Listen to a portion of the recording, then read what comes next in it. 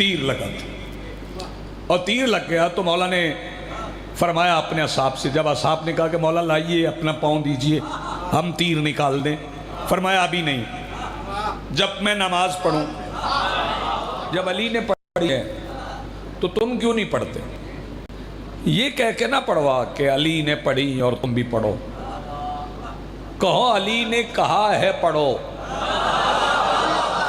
بہت متوجہ رہی، چونکہ علی نماز پڑھ رہے تھے، نماز بھی مسجد میں تھی، اور نماز کے بارے میں بالخصوص عرض کروں گا، یہ میں بڑے اصرار کے ساتھ یہ ضرور عرض کروں گا کہ اپنے بچوں کو یہ کہہ کر نماز نہ پڑھوائیں کہ چونکہ علی نے پڑھی لہٰذا تم بھی پڑھو۔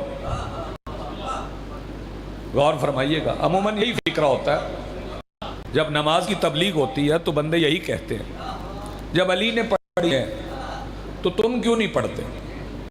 یہ کہہ کے نہ پڑھوا کہ علی نے پڑھی اور تم بھی پڑھو، کہو علی نے کہا ہے پڑھو۔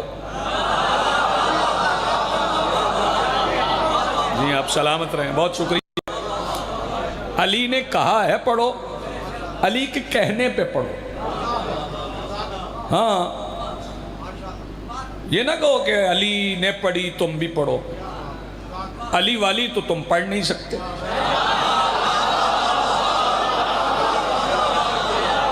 غور فرما رہے ہیں؟ چلو علی والی چھوڑ دیں، علی جیسی تو تم پڑھ ہی نہیں سکتے، چلو جیسی بھی چھوڑ دو، جیسے علی نے پڑھی آپ جی ہیں ویسے تو آپ پڑھ نہیں سکتے، تو اس کے لیے فرمان ہی کافی، فرمایا پڑھو تو پڑھنا چاہیے۔ اگر وہی پڑھنا چاہتے ہو جو علی نے پڑھی تو پھر کبھی کبھی سورج پلٹا کے بھی پڑھو۔ کیا بات ہے بھائی، آپ کے کیا کہنے؟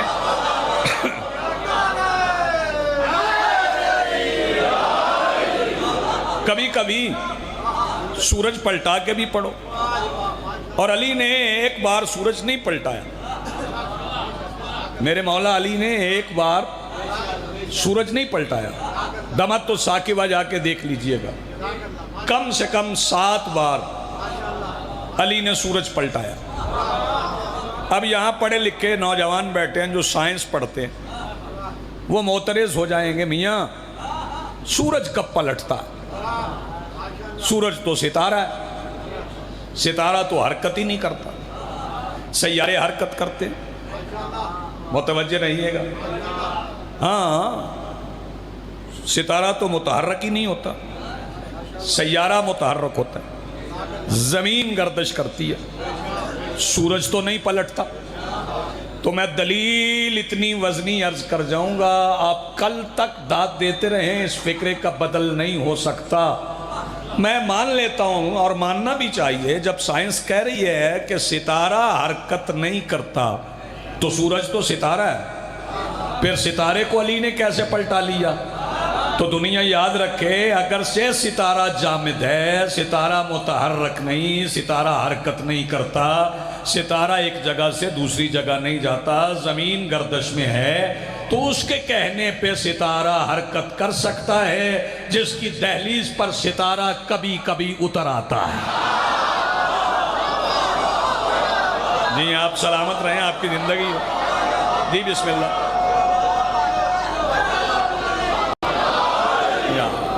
آپ بہت جی، اور یہ میں اپنے پاس سے نہیں کہہ رہا ہوں، جی بسم اللہ، بہت شکریہ، میں اپنی طرف سے نہیں کہہ رہا ہوں، قرآن کہہ رہا ہے بسم اللہ الرحمن الرحیم، وَالنَّجْمِ إِذَا هَوَى،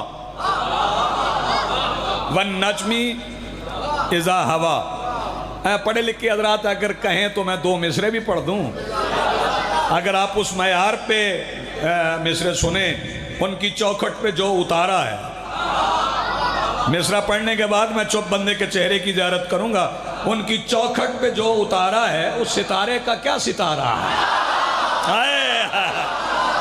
کیا کہنے، ہاتھ ابھی نہیں اٹھا، میں بات پہنچا نہیں سکا. جس کے ہاتھ میں قضا ہو اس کی قضا نہیں ہوتی. جی آپ سلامت رہے.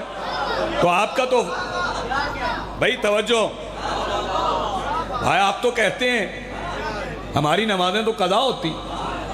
نماز قضا ہو گئی یعنی نماز چلی گئی، پھر آپ نے قضا پڑھنا ہے.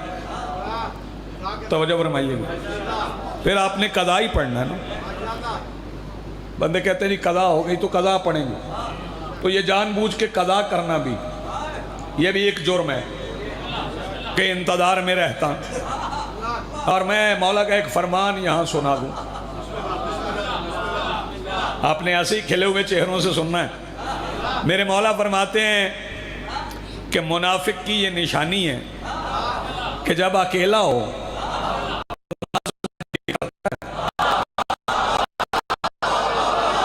شاباش، یہ حق ہے سننے کا، یہ حق ہے سننے کا. یہ میرے مولا کا فرمان ہے کہ جب اکیلا ہو تو نماز میں دیر کرتا ہے، جب بندوں میں ہو تو پھر جلدی کرتا ہے. پھر کہتا ہے آپ نے نہیں پڑھنی، آپ نے نہیں پڑھنی.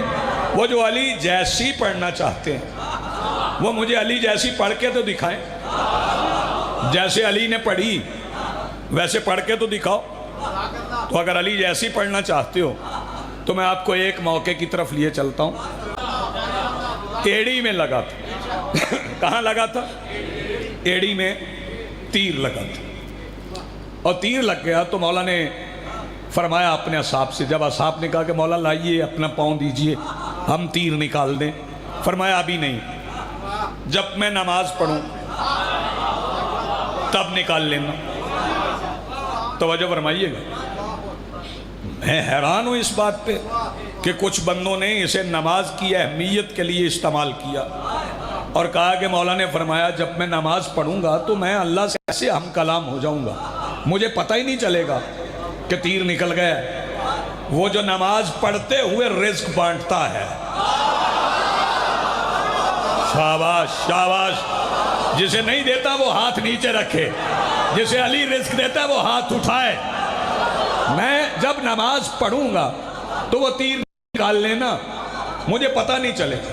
حالانکہ مقصد یہ نہیں تھا، مقصد کچھ اور تھا. سوال یہ ہے جو بندے فقہ جانتے ہیں، جنہوں نے فقہ پڑھی ہے، جو فقہ کے متعلق تھوڑا سا بھی علم رکھتے ہیں، اگر بدن پہ لباس پہ لہو لگ جائے اور لہو کا نشان انگوٹھے کے اس حصے سے بڑھ جائے تو نماز نہیں ہوتی، باطل ہو جاتی ہے. اور جب تیر لگے تو پھر کتنا لہو نکلتا ہے؟ نکلتا رہتا ہے. اس کا مطلب ہے علی کا لہو نکل رہا تھا اور علی نماز پڑھ رہے تھے. نہیں، کچھ حضرات پیچھے ابھی. علی کا لہو نکل رہا تھا اور علی، بولو، علی نماز پڑھ رہے تھے. غور فرمائیے گا، علی کا لہو نکل رہا تھا اور علی نماز پڑھ رہے تھے. تو علی کیا سمجھا رہے تھے؟ علی صحابیوں کو اپنا اور ان کا فرق سمجھا رہے تھے. سمجھا رہے تھے میرا اور اپنا فرق سمجھو، تمہارے لہو سے نماز باطل ہوتی ہے، میرے لہو سے زندہ ہوتی ہے. نہیں، آپ سلامت رہیں. تمہارے لہو سے نماز باطل، ہمارے لہو سے. آپ جی آپ سلامت رہیں. اس کا مطلب ہے کہ توجہ فرمائیے گا. چلیں پھر اگر آپ پڑھنا چاہتے ہیں، کئی بندے یہ دلیل دیتے ہیں میرے مولا حسین نے بھی تو نماز پڑھی نا، تو آپ نماز پڑھیے.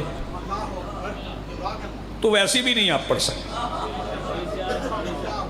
کیونکہ شریعت کا حکم ہے اگر جان کو خطرہ ہو،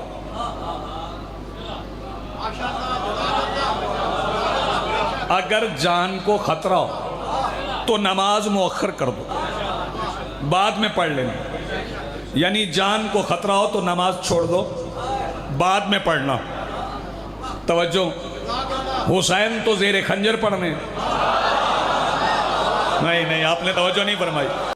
کوئی بندہ جائے کلا میں نے چپ بندے سے آ کے کندھا ہلا کے پوچھنا ہے، میں بات نہیں پہنچا سکا یا حسین کی نماز سمجھ میں نہیں آئی؟ فکر سننا، کوئی بندہ جائے کربلا اور کہے جا کے میرے مولا سے، مولا آپ کے نانا کی شریعت میں ہے، جان کو خطرہ ہو تو نماز بعد میں پڑھ لینا، آپ کی جان کو خطرہ تھا، لوگ تیر تلوار خنجر لیے کھڑے تھے اور آپ نماز پڑھ رہے تھے، تو مولا فرمائیں گے تم نے غور سے نہیں پڑھا۔ میرے نانا نے فرمایا جب جان کو خطرہ ہو تو نماز بعد میں پڑھنا۔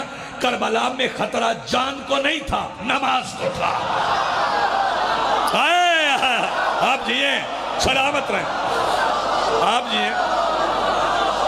جی جی جی بسم اللہ، بہت شکریہ، بڑی مہربانی۔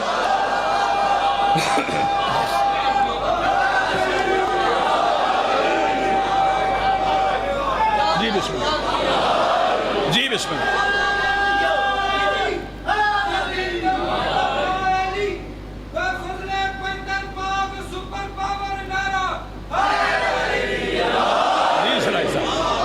کربلا میں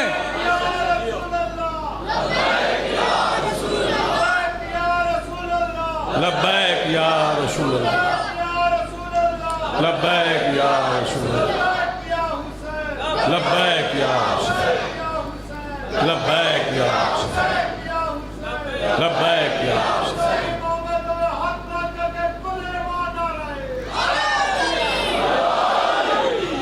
میں رک کے پھر ادھر آتا ہوں، پھر یہیں پہ آتا ہوں۔ یہ جو بھائی نے نعرہ لگوایا نا پہلے لبیک یا رسول اللہ، یہ بھی آیت ولایت کے ماتحت ہے۔ انما ولیکم اللہ، حج کرنے جائیں تو کہے لبیک اللہم لبیک، حج کرنے جاؤ تو کہو لبیک اللہم لبیک، ربیع الاول آ جائے تو کہو لبیک یا رسول اللہ، اور محرم آ جائے تو انما ولیکم اللہ ورسولہ والذین آمنوا الذین یقیمون الصلاۃ ویؤتون الزکاۃ وہم راکعون۔ اگر ذہن میں ہو تو پھر کربلا جاؤ اور کہو لبیک یا حسین، پھر کہو لبیک یا حسین، لبیک اللہم لبیک بھی کہو۔